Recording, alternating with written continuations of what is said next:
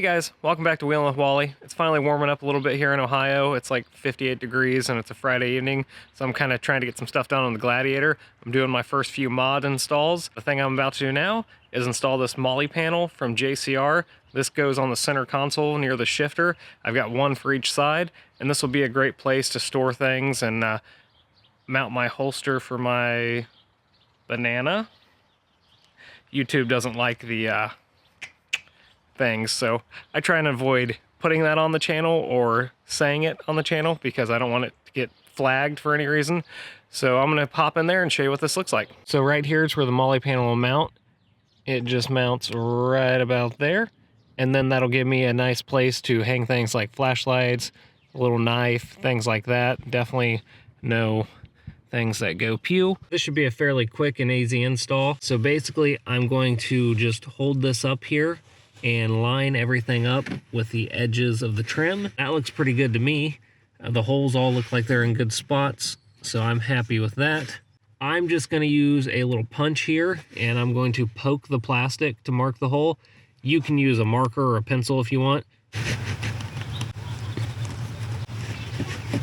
This is the little hardware pack that came with it. I just grabbed one of the screws out, and I just kind of went through my drill bits and found one that is just smaller than the threads, and I'm going to use this drill bit to drill the holes, and then this should go right in, no problem, but still have enough grip to hold everything on. Okay, so I'm going to tentatively and cautiously drill these holes. I still really don't love this, but I think I'll love the result, so I'm just going to bite my tongue and do it.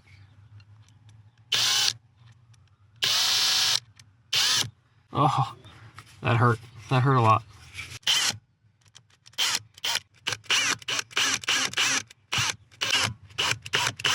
I drilled those out real gently and cautiously because I don't really know what's behind there, so I made sure not to put a lot of pressure on there so I wouldn't poke through into something I do not want to put a hole in. Now I'm just going to take the MOLLE panel and set it up there and make sure all the holes line up. Pray all the holes line up. All right, I'd say that looks good. So I'm going to try and avoid keywords here, but this is my inside my pants band, and as you can see, it would slide right over this and it would lock in. It's not really made for this style though, so it does kind of wiggle around some, and I didn't really love that. So what I ended up doing was buying one of these. I picked up a left-handed version of this where it came with a mount on the outside made for quick connecting, and I took that off, and it has 3 screw holes already built in, and I'm just going to, I think, use the slot here, and I'm going to widen it a little bit, and then my screws can fit through there and firmly mount it. And then the bottom one, depending on how I angle it, I'll just drill a hole down here, and I can mount this with 3 screws firmly to here. There will be no wiggle. I do want to cover this before I hear it down in the comments because I don't care about your opinion on this. I will carry however I please. When I'm in the vehicle on longer trips, I'm not going to keep it on me the entire time. I know a lot of people are of the opinion that you should always keep it on you. This is going to be right next to me within 3 inches, arguably way easier for me to draw if I need it. I'm not going to leave it in the vehicle. It's just going to be right there, mounted next to me. It won't be attached to my body. Deal with it if that's not your style. I do not care. And just as an example, here is an extra potassium holder for my banana, and it has this broader plastic clip on the back. And just to kind of show you how it would slide over this, and it clips in right there. This one's still got a little wiggle in it, but it's a lot more firm than that metal inside my pants band banana one. So this would work if you have the right style. I just wanted one that was firmly affixed there permanently, and it's just always going to be there. So the hardware kit for this includes 8 of these screws, and then you also get 8 of these spacers, and essentially it'll go like this. MOLLE panel, screw goes through the MOLLE panel, then on the back side the spacer goes over the screw, and that'll keep you from over penetrating into your center console and hitting something that you don't want to. So one thing I'm going to do off camera is I'm going to slightly modify this hole on mine and widen it a little bit for reasons I've already mentioned, and then I'll get back to the mounting. I've got this firmly mounted on here now. It's not going to go anywhere. So if you look on the back here, you can kind of see I widened the hole up here so I could fit both those screws through, And then on the bottom here, I just slightly drilled a hole off the side of this opening in the MOLLE panel, and I've got all three nice and tight on there. There's one thing I haven't quite figured out yet with this, and that's the fact that the holster blocks this one hole here. It misses this bottom one, but it does block this one. And the screws for the holster go on the back. So the holster kind of needs to be on there first. Maybe I can loosen these and move the holster, and once the spacers are on there, there might be enough room back here to get an Allen wrench, but I don't think so. So I'm gonna have to see how that works out. I think I'll start with this bottom left one first, just because it's gonna be right in front of the camera and I just wanna get it out of the way. So since I'm starting with that one, I can go ahead and stick the screw through with the spacer on the back, and I can just kind of line this one up, no problem. You want to be very careful not to over tighten these because it's just threading into plastic, so if you strip that, there's no going back.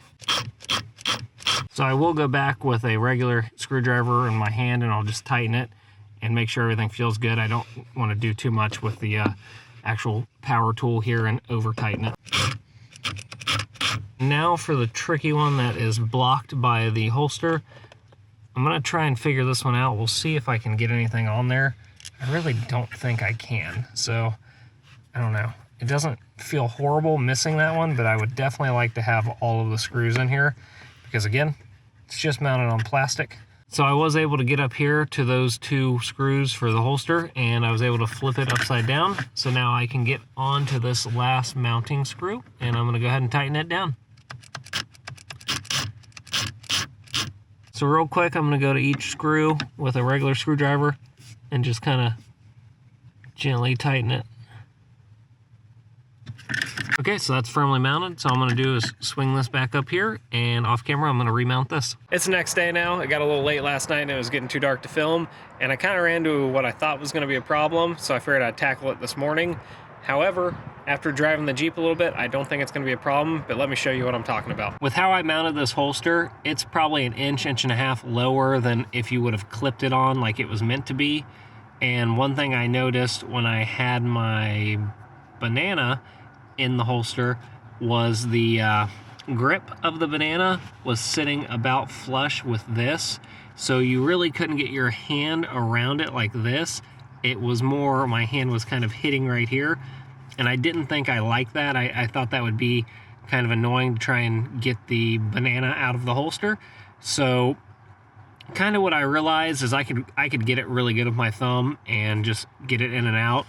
And while driving, I kind of also realized it was much nicer having it lower, because if I mounted this that inch or inch and a half higher, it would be sitting about here, is where basically where the banana is sitting. It would be sitting right there, and it would be hitting my knee constantly.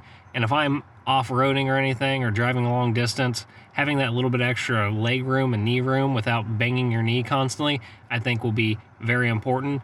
So for now, I'm going to leave it mounted how it is, and then if it bugs me too much in the future, I will just raise it up some and see how I like that. So real fast, I'm going to go ahead and mount the passenger side one. This should take only a couple minutes because there's no fancy holster modification going on. So let's hop over there and get this one mounted. So again, the first thing I'm going to do is hold this up here and get it lined up where I want it on the plastic, where the curves all make sense. And I think that looks pretty good. So I'm going to put firm pressure on it to kind of keep it from moving. I'm going to take my metal scribe. You could use some kind of marker if you wanted to. And I'm just going to mark the holes on here.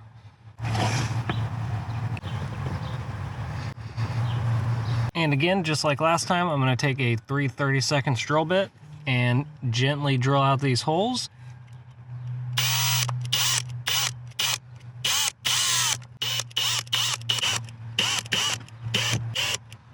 And once you have the holes drilled, all you need now are the screws and then the spacers that go on the back. And I'm going to start with the front one again.